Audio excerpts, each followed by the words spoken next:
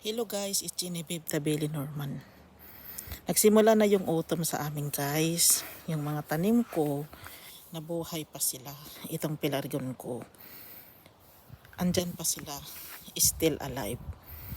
Dito kasi sa amin, sa bansang Sweden, hindi ko maintindihan basta yung parang may kaaway ako na hindi ko nakikita. Tapos, para talagang malabanan ko sila, ginagawa kong magtanim para kung nakipag-awayan itong mga hindi ko makikita talaga guys. Ilang beses na akong nagsabing nilagay ako niga dito kasi enchanted ng mga tao sila. Tingnan ninyo dahil autumn na, it helps talaga itong mga ginagawa ko. Ang una, hindi ko naman intensyon talaga na magsalita-salita para lang may akong napapansin siguro napansin ng asawa ko na parang nag-works naman yung mga pinagagawa ko. Binilhan na lang talaga niya ako ng bagong itong iPad na to. Nagtataka siya bakit anong nangyayari. Tapos Genevieve, parang napansin naman niya na parang nag-works naman pala yung sa akin. Yung sa kanya pa ang hindi nag-works. Hindi ko lang alam bakit, paano.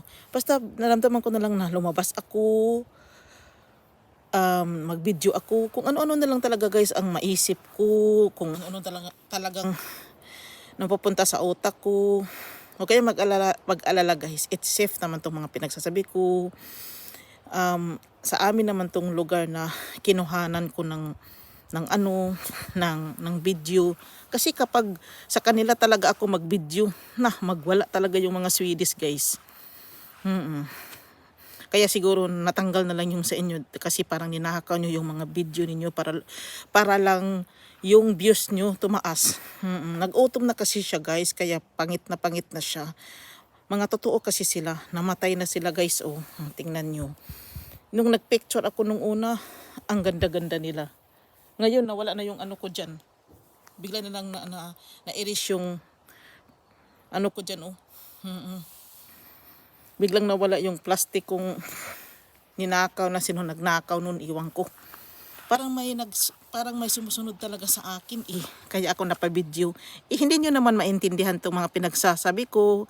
Kung in case na kalaban ko kayo dyan, sunod kayo ng sunod sa akin dyan. Gusto nilang nakawin kung anong meron ako. Pues, sasabihin ko sa inyo, yung mga kalaban ko dyan, hindi nyo na makukuha yun. Dahil na-absorb na yun sa buong katawan ko, sa buong pagkatao ko. Period. Kaya ako napabidyo dito guys. Enchanted talaga guys. Pampiritil talaga itong dating namin dito. Huwag na kayong mag-react dyan. Kasi kung ano-ano na lang mga nasabi ko. Kung ano-ano na lang ang nakikita ko. Ipaki ko na lang sa mga nakikinig dyan. Wala. Nag-video lang ako. Kasi winner naman tong Pilipina dito. Yung kahoy na 100 years, winner na ako guys, huwag kayo mag-alala. Gusto ko lang kasing ipamahagi itong mga nakikita ko, naramdaman ko, kasi paiba-iba kasi Kung si Casey ba naman, pinamanahan ng lolo't lola niya, walang natira kay Sharon. Iwan ko dyan sa kanila. Parang pinamanahan naman yan si Frank. Walang ibinigay sa nanay niya. Kaya inggit na yan sa akin. Yung Swedish na nanay niya ba. Kaya siguro inis na inis yan sa akin.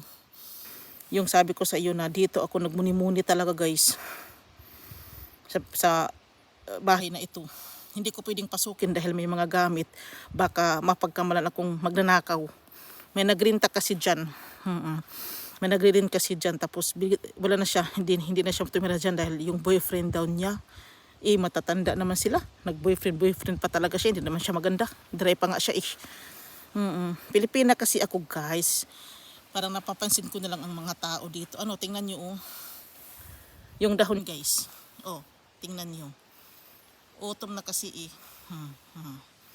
Punta ako doon sa sa glass house ko. Okay lang naman guys. Mayroon kayong mga ganyan. Nakaka-proud naman kasi talaga. Parang proud naman itong si Genevieve. Of course. Kayo ba mag-asawa ng gwapo dyan tapos may mga ganito. Mapaproud kayo. Uy! Hindi lang ako ang mapaproud. Ayaw lang niyang magpakita sa kamera. Kung totoosin nga, yung glass house na yan, bigay pa niyan sa akin sa anniversary namin. Kaya nabuo yan dahil sa akin. Wala namang glass house noon. Nang dumating ako sa bansang ito, may glass house nang nakatayo dyan because of me. Kasi I love planting. I really love to plant. Oh, ito na ang resulta ng autumn natin mga kababayan ko sa Sweden. Ito na lang yung natira. Pumangit na talaga sila because of, because of autumn season. Kasi yung yung 4 season kasi dito at saka 4 season din naman pala sa inyo. Hindi tayo magkapareho. Yung apple, wala lang bunga. Ang liit lang talaga niya guys. Ganyan lang ang height niya. Pero namumunga talaga siya. Ngayong year na ito, may bunga naman siya kahit papaano. Yan ha. Yan ang ko. Vegetable section. Na ako lang naman ang naka-open pa guys. Wala namang intention siya pang maglagay-lagay ng ganun. Because of me, mayroon ng ganyan. Uso naman kasi yan dito sa kanila eh. Akala ko, paano na ako dito sa bansang ito. Yun pala, wala lang pala. Ako lang siguro yung tagaw-tagaw, yung ignorante ba guys. Pero nang nakakunik na talaga ako sa kanila, parang wala lang naman. Magkunik ka lang sa kanilang pagkatao. Yun lang. Na kasi dito sa amin, autumn, after autumn, mag-snow na yan. Snow, tapos balik na naman sa spring.